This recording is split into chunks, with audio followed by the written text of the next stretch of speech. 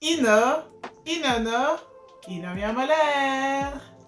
Ma vidéo d'aujourd'hui sera sur comment faire participer nos enfants aux tâches ménagères. Pourquoi faire participer nos enfants aux tâches ménagères? Parce qu'ils vivent dans la maison, dans l'appartement, ils vivent dans le même logement. On est tous là ensemble, les parents et les enfants. Alors, on doit tous participer aux tâches ménagères. Pourquoi faire participer nos enfants aux tâches ménagères? Ça va nous permettre de les éduquer, de les apprendre des choses sur la vie, de les rendre autonomes, de développer leur autonomie. Les faire participer aux tâches ménagères, ça va leur permettre vraiment d'avoir des objectifs, d'être responsables et de contribuer, de participer au bien-être de la famille. Alors, parlons de comment on peut faire participer nos enfants aux tâches ménagères. Il faut prendre en compte leur âge. Alors, dépendamment de l'âge de l'enfant, vers 2-3 ans, il peut déjà commencer soit à ranger ses jouets, mettre les vêtements dans le panier de linge sale. Vous, adultes, parents, pliez les vêtements et l'enfant de 2-3 ans peut les ranger dans un tiroir que vous lui aurez préalablement montré dans quel tiroir va tel article, tel vêtement. Alors, c'est comme ça qu'on peut leur montrer comment participer aux tâches ménagères.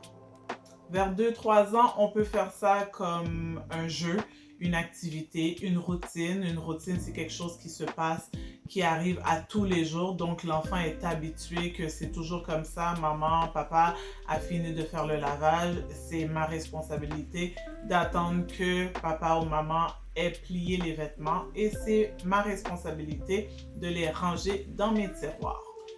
Une des choses très importantes pour que les enfants participent aux tâches ménagères, c'est de commencer dès qu'ils sont jeunes. Vers 2-3 ans, l'enfant peut déjà commencer, comme je disais, à ranger ses jouets, ranger les vêtements qui sont pliés, mettre les vêtements dans le panier de linge sale. Alors, plus tôt qu'on commence, mieux ça va être lorsqu'ils vont grandir. Comment les faire participer aux tâches ménagères à l'aide d'un visuel, à l'aide d'un tableau, d'un calendrier, un exemple. Et sur cet exemple-là, je vous le présente, le mien que j'utilise présentement chez moi avec mes enfants. C'est un tableau comme ça. Et ce tableau-là va indiquer les jours de la semaine. Dans chaque rangée, il va y avoir le nom de l'enfant pour qu'il sache dans quelle colonne, dans quel jour de la semaine il doit accomplir, participer à sa tâche. Les tâches que nous avons chez nous, c'est le balai, ramasser les ustensiles, faire la vaisselle, nettoyer la toilette.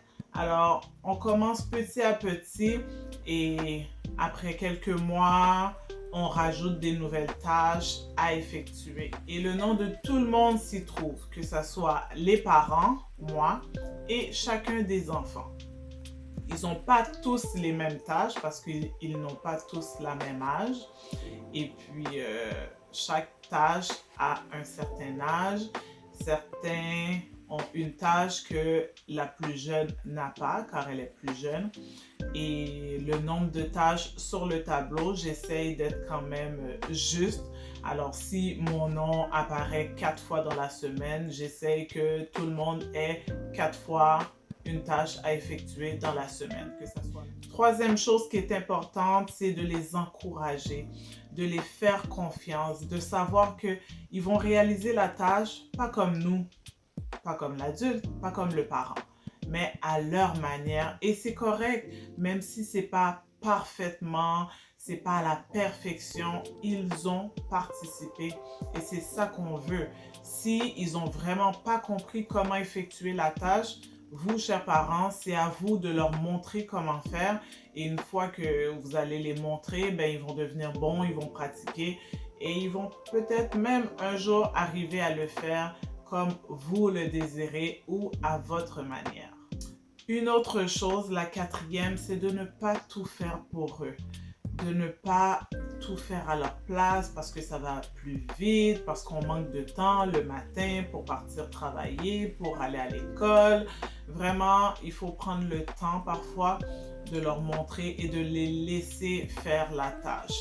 Vraiment, c'est quelque chose qui va être bien qu'on puisse faire un petit recul et les laisser faire la tâche et vraiment ne pas tout faire pour eux.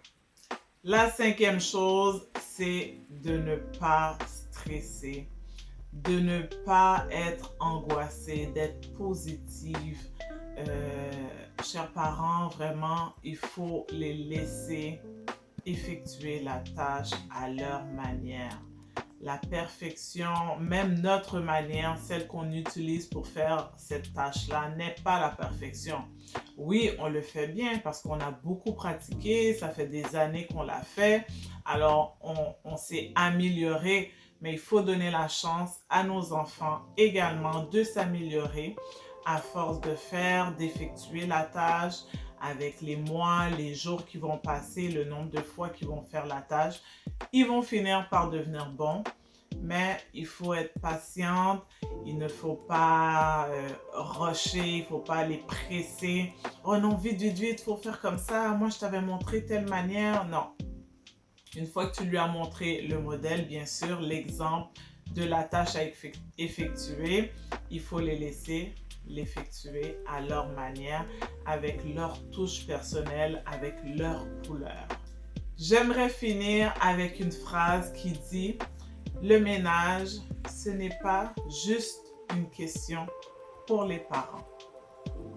Tout le monde peut y participer. Je vous dis merci d'avoir écouté cette vidéo. Si vous aimez cette vidéo, likez, commentez, partagez-la avec vos amis, votre famille et votre entourage. Merci d'avance et je vous dis à la prochaine!